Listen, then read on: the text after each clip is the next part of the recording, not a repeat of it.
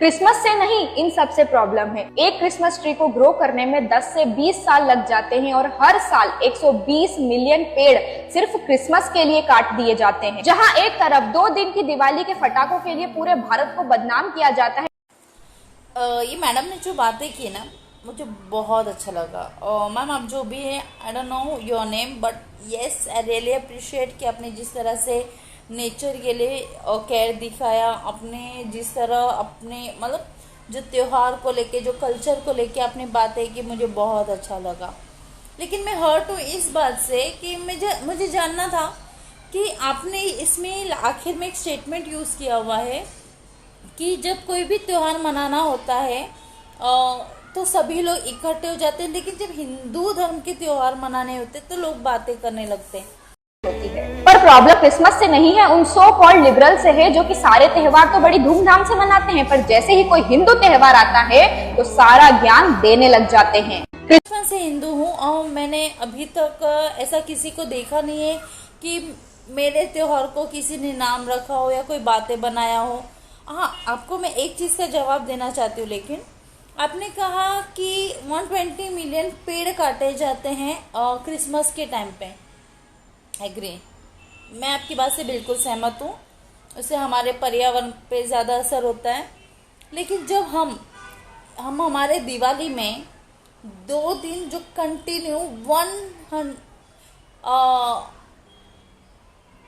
110 करोड़ की आबादी जो हिंदू की है, हर एक घर पे दिए जलते हैं, हर एक घर पे फटाके फोड़े जाते हैं, और वो भी एक दिन नहीं, लगातार 2-3 दिन तक के वो फटाके, लगातार 3 दिन तक हमारे घर में फटाके फोड़े जाते हैं। जाहिर सी बात है, हम दिवाली के फर्स्ट डे से लेके 3rd डे तक हम दिवाली सेलिब्रेट करते ही हैं। हर कोई करता है क्योंकि हमारे 110 करोड़ की जो हिंदू आबादी है वो सारे लोग ये चीज़ें करते हैं। लेकिन आप जो कह रही है कि 1.20 मिलियन जो पेड़ कटते हैं उससे प्रदूषण होता है, लेकिन ये जो फटाके जलाए जा रहे हैं, क्या इससे वायु प्रदूषण कम होता है? लगातार 3 दिन तक 110 करोड़ की आबादी में जो हर रोज फटाके फोड़े जाते कंटिन्यू 3 दिन तक अलग अलग तरीके के, ना कि सिर्फ इससे पर्यावरण को नुकसान होता है। अगर आप देखो ना, ऐसे बहुत सारे आपको केस मिलेंगे, हॉस्पिटल में जाके देखिएगा, बहुत से लोग होते अपनी मस्ती से वो फटाकों का गलत इस्तेमाल करके लोगों को नुकसान पहुंचाते हैं। इतना ही नहीं, जब आप रास्ते में चलते देखो ना, वो गाड़ी देखते हैं, ना कोई बाइक, ना स्कूटी, ना और कोई भी मोटर या कोई भी गाड़ी नहीं देखते हैं।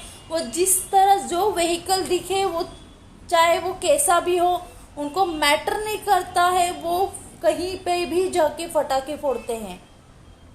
वो उनको ये चीज़ की फिक्र नहीं होती है कि वो किसी को नुकसान दे सकता है। कोई शॉप है जहाँ पे होटल चल रहा है, या स्ट्रीट फूड वाले भी जो होते हैं, वो किसी को रोक नहीं पाते, वो किसी को बोल नहीं पाते कि प्लीज़ यहाँ पे फटाके मत जलाओ क्योंकि यहाँ पे गैस जल रहा है, यहाँ पे चूल्हा जल रहा है, यहाँ पे सिलेंडर जल रहा है, यहाँ के लोगों को नुकसान हो सकता है। ये सारी चीज़ें नहीं होती।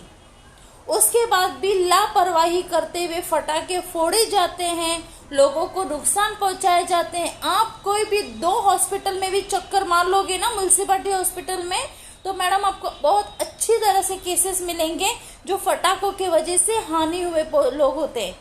उसकी कोई गिनती नहीं करता। लेकिन सिर्फ 1.20 मिलियन पेड़ कटने की वजह से आप पर्यावरण को, लोगों को दोष दे रहे हो कि वो पर्यावरण का नुकसान कर रहे हैं। लेकिन हम जो कर रहे हैं वो क्या सही कर रहे हैं?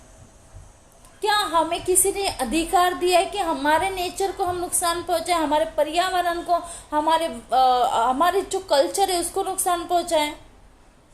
आखिरकार रह रहे कि सारी चीजें धार्मिकता पे आती। मुझे एक बात समझ में नहीं आ रहा है कि हमारे देश को आज़ाद होते हुए 75-76 ईयर हो गए हैं, लेकिन अभी भी बहुत सारे लोग हैं जो धार्मिकता की बात, अभी जाके इतने सालों में बहुत पता नहीं किस बात का लोग नारा लगाते घूम रहे हैं। हिंदू धर्म, मुस्लिम धर्म, ईसाई धर्म, ये सारी चीजें की जा रही, लेकिन ये सब क्यों हो रहा है?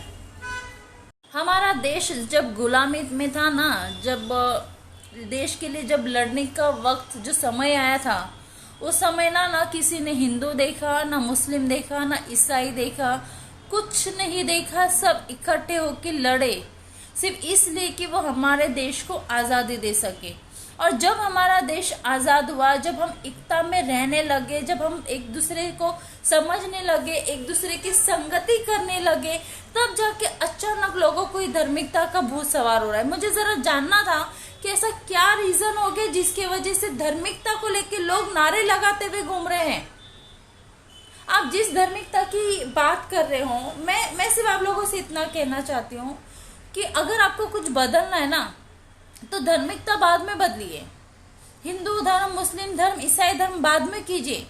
सबसे पहले अपने अंदर जो इंसानियत का धर्म है ना, उसको पैदा कीजिए। आज भी रास्ते पे बहुत सारे ऐसे सड़क पे कुत्ते मरते हैं, एक्सीडेंट के थ्रू मरते हैं। कोई भी गाड़ी किसी भी कुत्ते को कुचल के चले जाती है, वो ना उनका कोई वारिस नहीं होता, लावारिस पड़े होते हैं। बहुत से जानवर हैं जिनके ऊपर अत्याचार किया जा रहा है। वो सारी चीजें हम नहीं देखते हैं क्योंकि हमारे अंदर की इंसानियत सिर्फ धार्मिकता को देख रही है, सिर्फ धार्मिकता के नारे लगा रहे हैं। लेकिन क्या किसी ने ये सोचा कि ये बेजुबान जानवरों पे जो अधिकार, बहुत से लोग हैं जो अपने फ्रस्ट्रेशन को, दिन भर के फ्रस्ट्रेशन को निकालने के लिए रास्ते में घूमते हुए जानवरों पे अत्याचार करते हैं। कोई भी किसी भी जानवर को, चाहे वो कुत्ता हो या बिल्ली हो, उठा के गरम तेल में फेंक देते हैं। कोई चाहे तो उसके ऊपर गाड़ी से कुचल के चले जाते हैं। उस टाइम पे हमारे अंदर की जो इंसानियत का धर्म है ना, वो पैदा होता नहीं है। हम 10,000 20,000 देखे फॉरेन के कुत्ते मंगाते हैं, इंपोर्टेंट कुत्ते लाते हैं लोगों को शो शाइनिंग दिखाने के लिए कि देखो हम कुत्ते पालते हैं, वी आर पेट लवर्स। कौन से पेट लवर्स की बात कर रहे हैं आप? यहाँ पे मर रहे सड़कों पे कुत्ते, वो किसी को दिखाई नहीं देता? चलो वो भी छोड़ दो। ऐसे कितने सारे बेटे हैं जो अपने माता पिता को एक जोड़ी कपड़े में हाथ पकड़ के ये बोल के लेके जाते, चल मैं तुझे यहाँ ले जाता हूँ, वहां लेके जाता हूँ, और ले जाके स्टेशन पे छोड़ देते हैं। उस टाइम पे हमारी धार्मिकता कहाँ रहती है? उस टाइम पे हमारे अंदर की इंसानियत की धार्मिकता कहाँ रहती? कोई मुझे ये बात बताए प्लीज। ऐसे बहुत सारी औरतें हैं, बुजुर्ग हैं, बहुत सारे ऐसे मैंने देखा है, लिटरली मैंने देखा है बहुत सारे लोगों को जो स्टेशन पे ना सिर्फ अपने बच्चों के कुकर्मों की वजह से पड़े हैं। उनको कोई सजा नहीं मिलती कि वो अपने माता पिता को छोड़ के जाते। तब आपके अंदर की धार्मिकता का सबसे बड़ी चीज क्या है पता है? उन बुजुर्गों के लिए, उन माताओं के लिए, उन पिताओं के लिए सरकार ने ऐसा कोई वृद्धाश्रम नहीं बनाया है जहां पे उनके बच्चे के छोड़े जाने से वो जाके हक से रह सके कि हाँ मेरा बच्चा अगर मुझे नहीं देखता है तो क्या वह मेरा देश मुझे देखेगा। ये सारी चीजें हमारे अंदर नहीं होती है। इसके लिए कोई लड़ाई नहीं करता कि एक बुजुर्ग सड़क पे क्यों पड़ा हुआ है, क्यों वो अपने बच्चों का शिकार हुआ है। धार्मिकता की बात करते हैं आप लोग, वो नादान बच्चों का क्या, जिनकी कोई गलती नहीं होती, वो लोगों के हवस का शिकार बन जाते हैं।